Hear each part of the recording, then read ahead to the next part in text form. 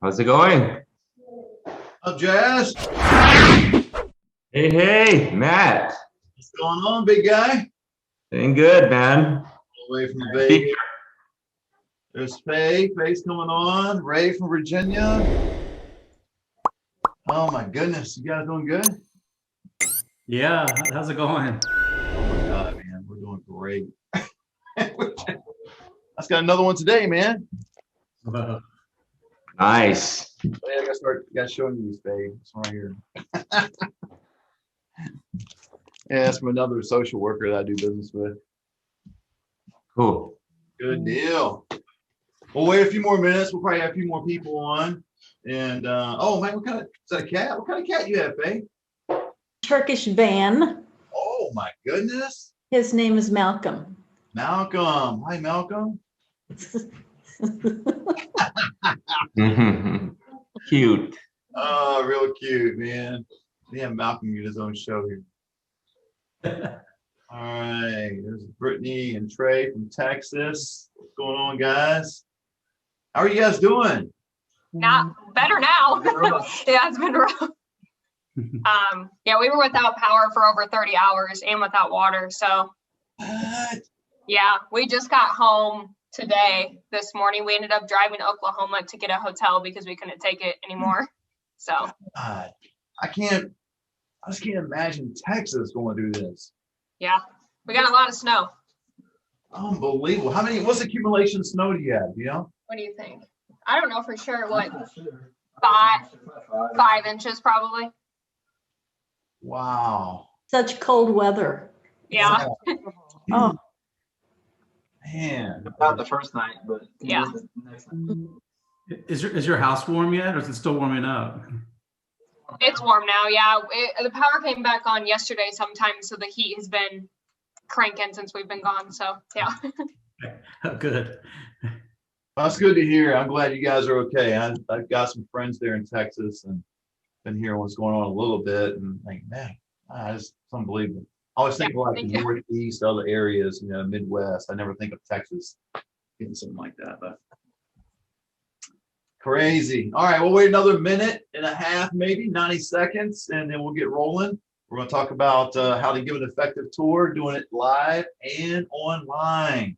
So it's important that we learn this concept of online because you're still going to have some communities, here comes Mark, some communities that are not going to allow you all the way in their community. Things are starting to relax a little bit in California. I know we're kind of like behind the game. So if we're open up a little bit, I can imagine some of you guys are already open up, but you still may run into, a situation where you cannot fully do this, or it could be that you're doing your other job or other commitment and you just can't go to the tour. So how do you construct that and make it more meaningful and beneficial for your time?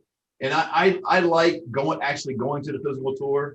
Just the full disclosure, I like actually being with the families. I miss not seeing the resident. It's kind of come back to bite me a couple times. I'll give you an example. One resident, the skilled nursing didn't tell me how severe the sore on his foot was. And I won't be too graphic, but his heel basically was not there. It was just nasty. He needed nursing. And anyway, what was told to me, he had a sore and that's about it. And so I shared that with the care home owner. She was okay with it, shocked when she saw it, obviously sent me a picture of it. She's a very sweet person. Took him in anyway, but just was not good. And it's something I could have seen if I was able to go to skilled nursing. I could see if it's how severe that sore is. And I know I'm not a doctor, but I could look at that sore going, there's no way he should be in an RCFE. I mean, that's just unreal.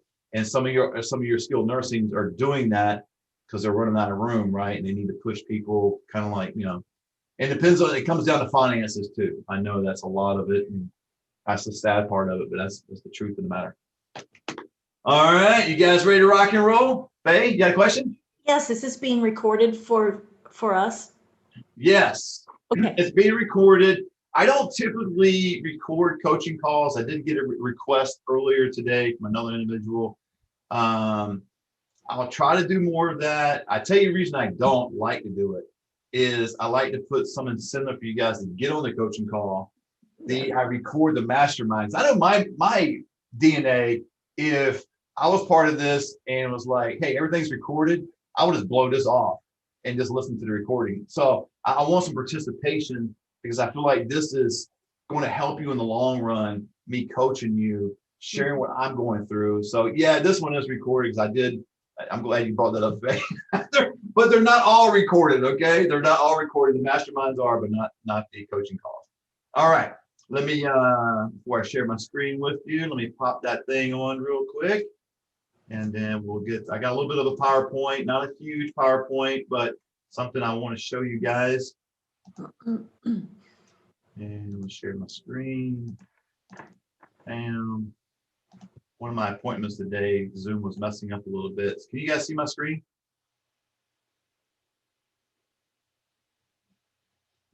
Yeah, we can see it. Okay, I just want to make sure. All right. Because I was giving a presentation today, one of my clients, and they couldn't see anything. So I talked for 60 seconds and I'm looking at, well, I don't know what they were looking at. Maybe my desktop. I have no idea what they were looking at. So anyway, I want to talk to you about who's drawing. How'd that green thing get up there? That's weird. Sorry about that. I think I hit a button. Oh, you did it? Awesome. Okay. Hey, that's cool. It don't matter to me. I was like, what the heck?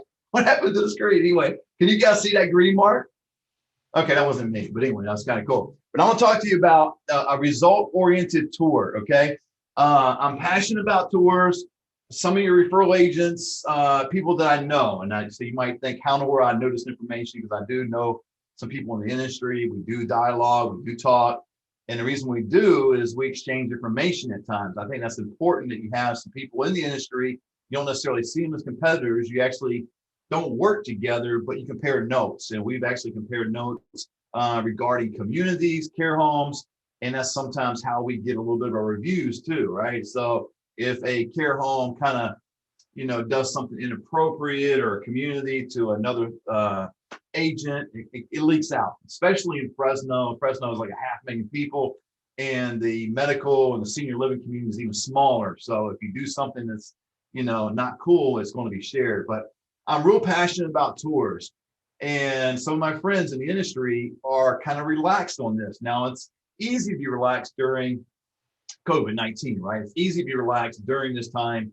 But I'm talking about even before COVID, they were relaxed. It's kind of like, oh, yeah, it's just a tour. And let's just, meet them at this address and that address. And they kind of take it just a real relaxed kind of way. I don't want you to feel that way, and I don't want you to operate that way. I do cover a little bit of the tour, what you should do in the academy. I will repeat that information just briefly, dive into a little bit more of what we need to do when we're online, okay? And I'm basically just going to tell you exactly how I do it. It's, I wouldn't say it's a perfect system, but it is effective. It is result-oriented. It does get results. And I mean, look at a result-oriented, I can get rid of that green thing. How do I get rid of that thing? Hang on a second. Somebody help me out. How do I get rid of that thing? Oh, right here. Clear. Got it. Okay, it's off the screen. All right. So, result-oriented, you focus on the outcome rather than the process. Now, understand, I'm not excluding the process. I'm not saying you shouldn't know the process. You should know the process, what the academy is all about. But during the tour, as you're leading up to the tour, you should be focusing more on the outcome. What is the outcome that we're focusing on? Mainly the resident getting to the right location, the resident getting to a safe place that's going to benefit him or her in the long run. Hopefully they get better and go home. That's not going to happen majority of the time, but I have seen that a small percentage of the time in 2.5 going on 3 years. I saw one guy, his bottom from his knees down was shaved. I mean, it looked really, gruesome. Again, I don't want to describe it because it was just kind of a sight to see.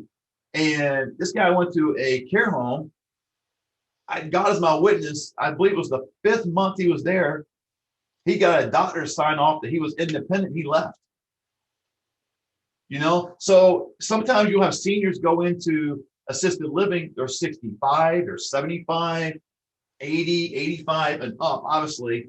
But sometimes the ultimate goal is to get them home or get them better, but you should be focused on the outcome, not the process. And that will help you bring clarification and have an effective tour. All right. So I lost my deal here. There we go. All right. This is what I taught you in the Senior Referral Academy.